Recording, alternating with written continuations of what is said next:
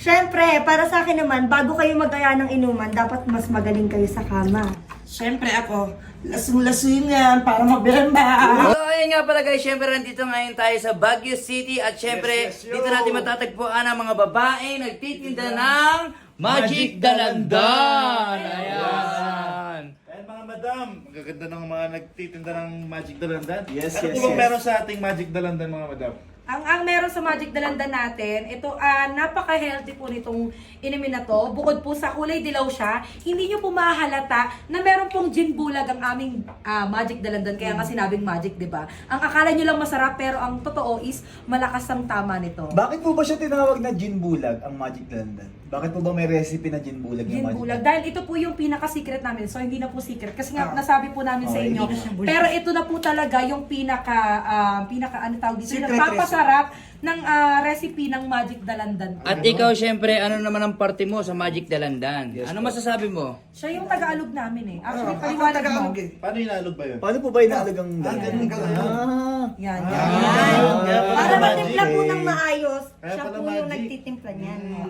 And then, syempre, last question ko po is, ano po ba ang pinaka-main benefits po ng Magic Dalandan nyo para mapabili po kami niyan? Ayan, sige, Okay, sige, ang magandang pinaka main benefits po nito is kung kayo po pinanghihinaan na ng kalooban, pinanghihinaan po kayo, kung gusto niyo pong lumakas ang inyong resistensya, and then syempre at the same time po gusto niyo pong talagang todo energy po talaga. Ito po, uminom po kayo ng Magic Dalandan. Magkano po ba yan? Magkano po ba yan?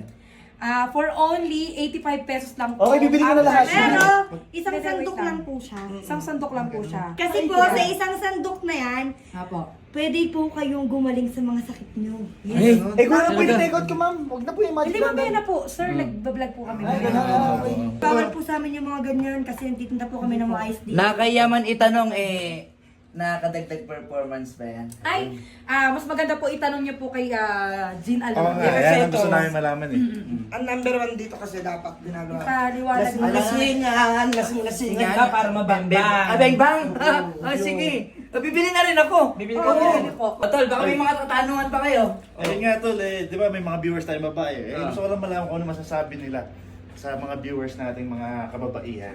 Okay, masasabi ko lang sa inyo, bago kayo mamulutan ng marami, siguraduhin niyo muna na may ambag kayo sa inuman. Tama. Tama. At ikaw, ano naman ang motto mo? Siyempre, para sa akin naman, bago kayo mag-aya ng inuman, dapat mas magaling kayo sa kama. Ay! Uy, pwede ako dun. Okay yun ah. Pwede ako dun. Okay yun ah. Ikaw, magaling ka. gusto ko dun, gusto ko dun, isa. Ito rin, gusto ko rin ito. At ikaw, ano naman yung motto mo sa buhay? Siyempre ako, lasing-lasing yan para mabiranda. Ay! Gusto ko yun! Gusto mo yun! Gusto mo yun, ah! Gusto mo yan, oh. O, tara na, ano nga? Ano? Ano pa kanya? Hindi pa natin Huwag na natin inumin to. Take all na natin lahat. Take all na natin. Huwag ka Excuse nang me lang papaniwala po, sa ah. mga ganyan, ng bobola lang yan. Ano, nababola lang. Wala po kayo karapatan. Hindi na po kami sa inyo magtitinda. Tara na, lumipat na tayo ng pwesto. Tara na, kaya naman natin magsarili. Kami namin